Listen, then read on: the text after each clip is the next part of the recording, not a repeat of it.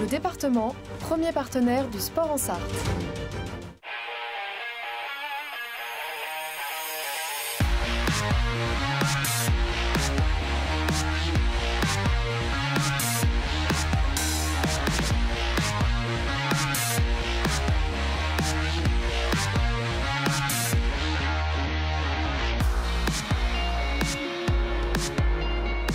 Bonsoir à toutes et à tous, très heureux de vous retrouver pour un nouveau numéro de 72 Sport. Au programme, ce soir, on va parler de course à pied, on va parler de foot, de rugby, de tennis de table, mais également de basket avec notre invité dans quelques instants, le co-président de l'Avenir Saint-Pavin. On en parle dans quelques instants, mais d'abord, l'info à la une.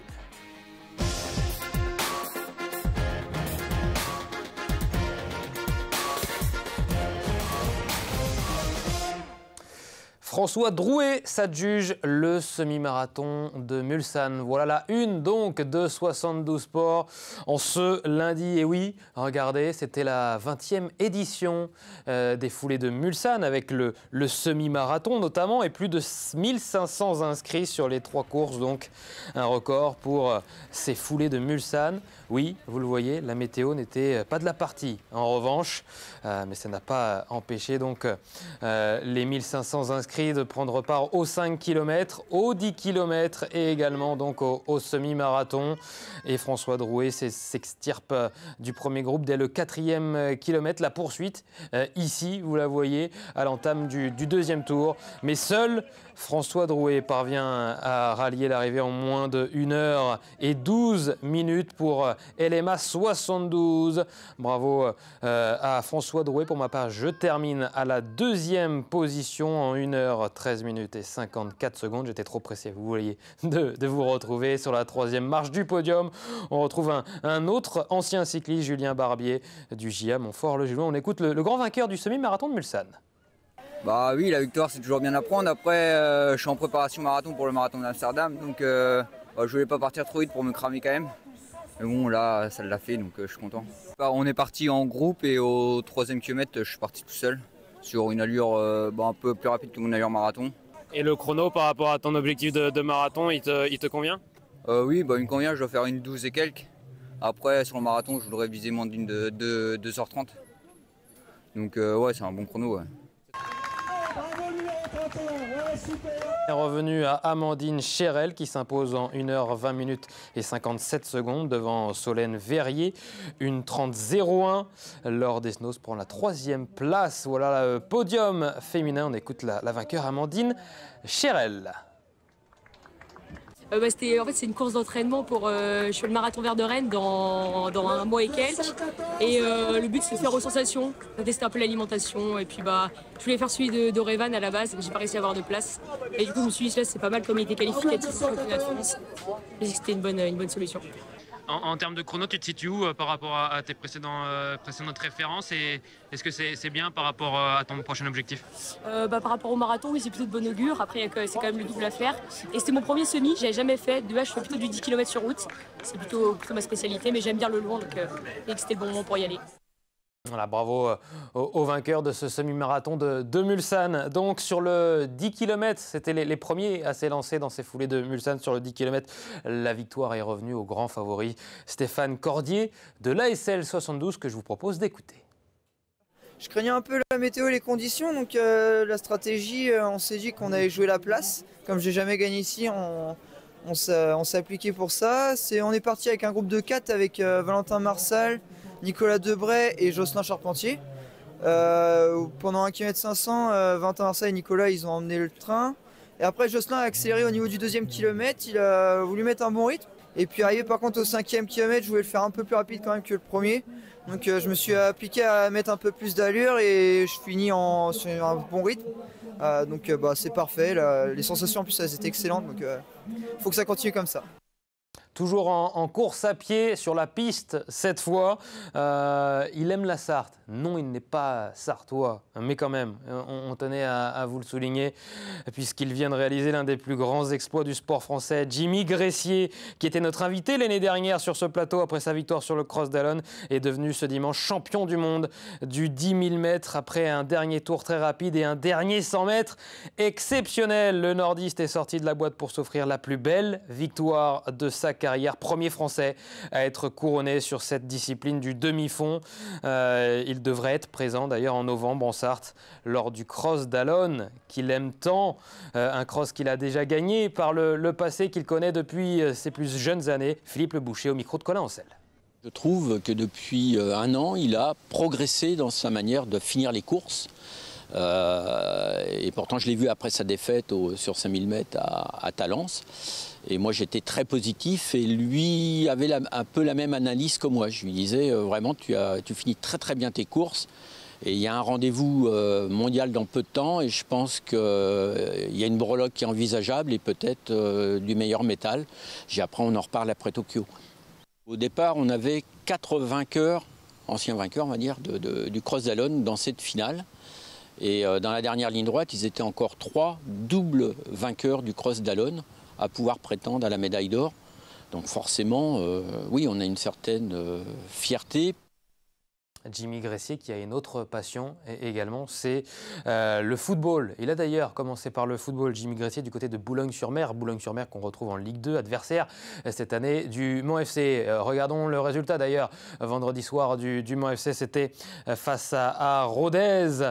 Les Manceaux qui ont tiré de nombreuses fois au but, malgré le très bon début de match des Ruténois, avec une sublime bicyclette ici pour Dame Gay. Martin Rossignol qui a essayé lui aussi de frapper sans trouver le cadre. L'un des défauts majeurs dans ce début de saison du côté des joueurs de Patrick Videra.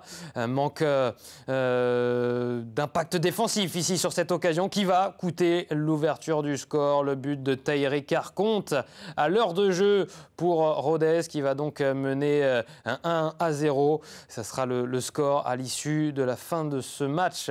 Score qui aurait pu être plus grave, vous le voyez avec la parade magnifique ici de Nicolas Kosic. On aura le temps d'en discuter de cette rencontre. On va la débriefer intégralement donc dans LMFC Zone, votre nouveau rendez-vous sur LMTV. Et c'est dans quelques instants à partir de 19h40 environ. On parle de football encore avec le 3e tour de la Coupe de France. Si Le Mans Gazélec est allé chercher une qualification sur la pelouse de la Chapelle Saint-Aubin, eh bien 9 autres clubs sartois ont obtenu leur ticket pour le 4e tour et le droit de recevoir les fameux maillots de la Coupe de France. Parmi ces clubs, on retrouve Beaumont, Rouillon, Écomois, Légnay-Saint-Gervais, Le Mans-Villaret, Coulennes, Le Mans-Gazélec, donc Sablé FC, La Flèche ou encore Moncé en Belin. Un autre club sartois rejoindra les 10 équipes locales au 4e tour.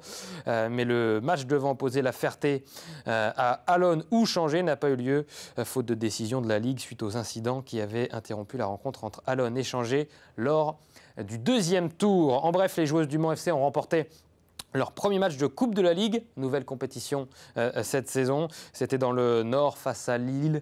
Victoire 2-1 des joueuses de Damien Bolini. On parle de ballon ovale à présent avec le rugby club du Mans qui reprenait sa saison en Fédéral 3 ce dimanche. Le RCM qui défiait le rugby Sancerrois. Un début de match poussif avec 2 pénalités concédées dès les premières minutes. Mais les Manceaux vont réagir avec cet essai. Vous allez le voir, essai magnifique. La mêlée. Fallait Lavaki qui va trouver au pied la ligne gauche, qui va trouver surtout Éloi Huchet. Et un magnifique essai donc, le RCM qui va l'emporter 15-12. Prochain match dimanche prochain du côté de Clamart. Voilà pour cette belle saison qui commence très bien pour nos rugbyman Manceaux. En tennis de table, reprise du championnat de Pro A pour le Mansart TT. Les joueuses Mancel ont malheureusement perdu 3-1 face à Saint-Denis TT 93. Alexia Naudin, vous allez le voir, la jeune recrue estime estival de 14 ans, a inscrit l'unique point Manceau, mais un point important dans ce match. Prochaine rencontre, ce sera vendredi à domicile face à Metz. Et puis en N1 masculine, toujours en tennis de table, on notera également la belle victoire de Vibray 8-1 face à Lille. Ça commence fort également pour le promu et les protégés de Damien Provost. On passe au basket à présent avec ce nouveau tournoi de pré-saison pour l'EMSB et en Sarthe avec le traditionnel trophée de sablé. L'EMSB qui a battu l'Asvel samedi mais s'est incliné en finale dimanche contre Cholet.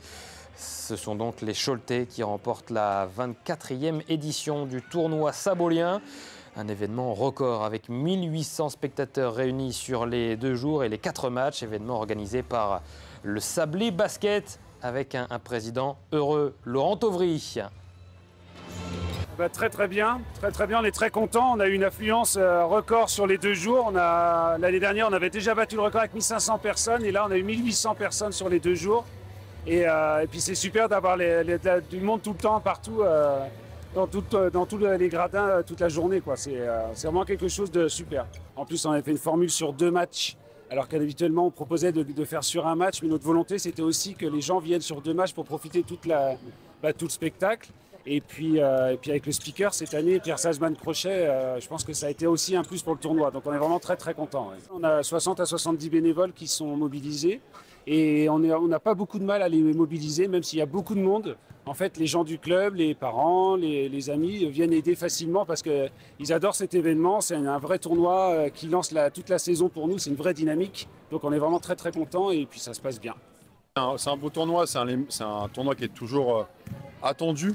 En plus, là, il y avait un joli plateau avec notamment l'Asvel, club d'Euroleague.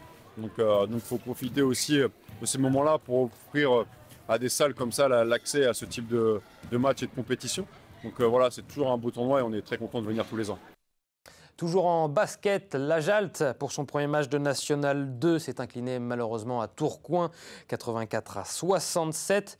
Du côté de Saint-Pavin, la reprise du championnat, c'était samedi également. Promu en National 3, vous allez voir l'avenir. Saint-Pavin débutait donc son championnat. Les joueurs de Romain Cholet défiaient la réserve de Chartres avec des absents de dernière minute. Les Manceaux ont mis du temps à rentrer dans leur match. Avant la pause, le buzzer ici de Melvin Richoux qui va redonner espoir aux Pavinois. Les Chartrains qui vont garder l'avantage. La majeure partie de la rencontre. Saint-Pavin qui va revenir à 3 points d'ailleurs dans le dernier quart grâce notamment aux 20 points d'Alban Perret et aux 19 points de Moukit Kouadio. Mais Chartres va gérer un petit peu mieux le Money Time et Saint-Pavin qui va donc s'incliner de 5 points, 70-65. On écoute Romain Cholet. On commence mal le premier quart-temps, on est tout de suite à moins 15 et derrière on court. C'est une équipe qui est jeune, qui est athlétique, on l'avait rapidement compris. Je pense qu'on fait des erreurs qu'on ne doit pas faire à ce niveau-là en premier quart-temps. En donnant des points sur contre-attaque, on laisse faire, on ne fait pas faute. Il va falloir qu'on apprenne, voilà, c'est tout. Il nous manquait des joueurs, il nous manquait des soldats. Mais au-delà de ça, il y a de la frustration, c'est évident. Mais il y a quand même du contenu positif. C'est qu'on est resté dans le match avec les armes qu'on avait. On a encore du déchet. Mais on est revenu, on les a fait douter. Il y a 2-3 situations à la fin, à mon avis, qui peuvent faire basculer le match. Ça passe pas. Maintenant, il faut qu'on apprenne, il faut qu'on rebondisse. On sait qu'on a du boulot.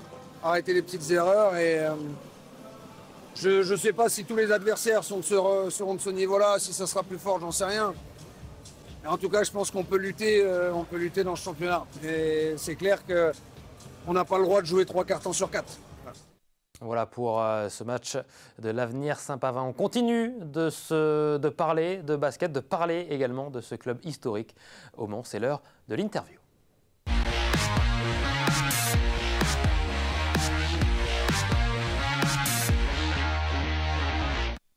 Interview avec Vincent Doré. Bonsoir.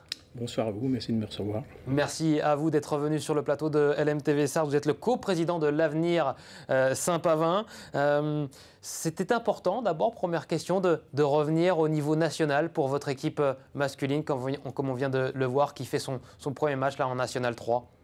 Important, oui. De toute façon, c'est surtout les gars qui ont mérité de monter à ce niveau-là. Donc, nous, on assumera toujours le résultat sportif. Donc, on est très content de revenir en National 3. Et maintenant, je pense que les gars, ils ont le niveau. Et il faut que la mayonnaise les prenne. Et puis, j'espère qu'on pourra se maintenir. Voire au-delà. Défaite de 5 points seulement. On a vu un match disputé où vos joueurs ont résisté, maintenu l'écart. Et on a même cru un instant à ce que vos joueurs puissent revenir dans la rencontre. Un bon état d'esprit sur ce match. C'est ce qui nous, dirigeants, nous fait plaisir. Un très bon état d'esprit. Donc, je suis confiant sur l'avenir. Vous avez renforcé votre équipe cet été, j'imagine, pour pallier au changement de niveau, puisque entre la pré-nationale et la nationale 3, il y a un certain écart de niveau.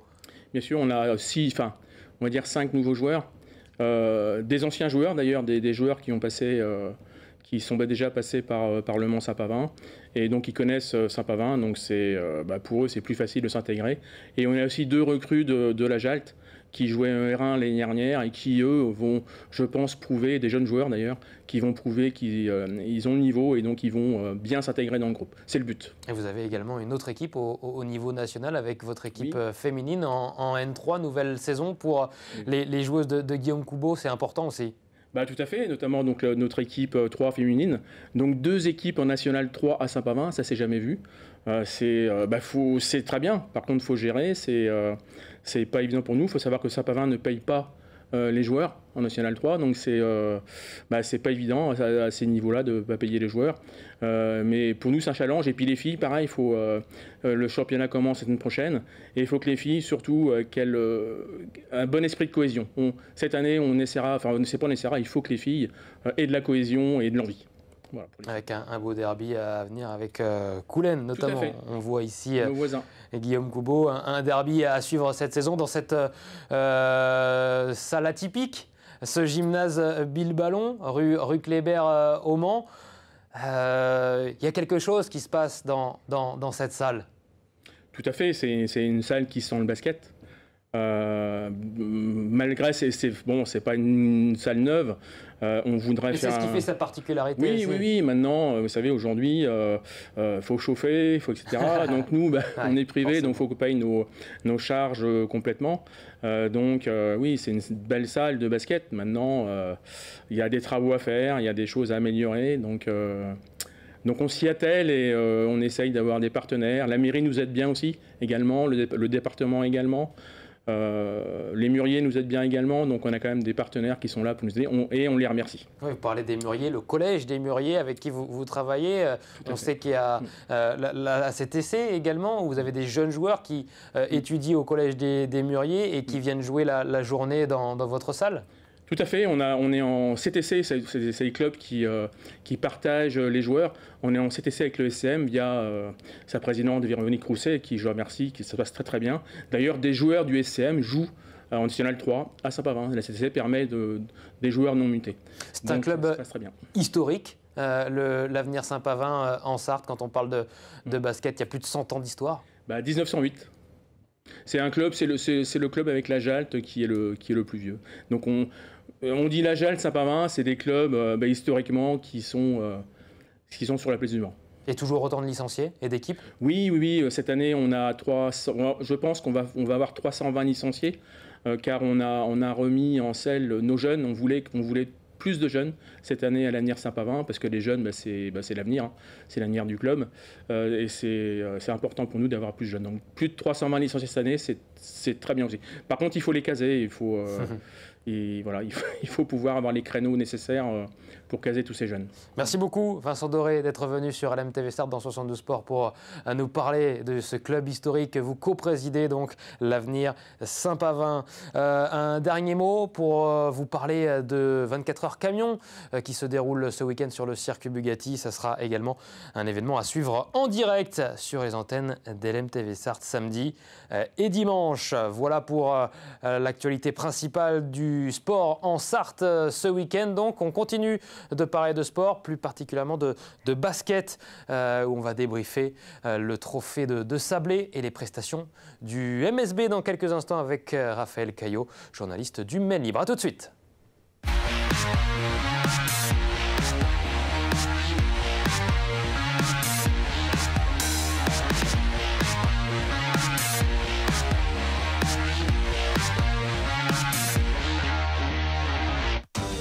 Le département, premier partenaire du sport en Sarthe.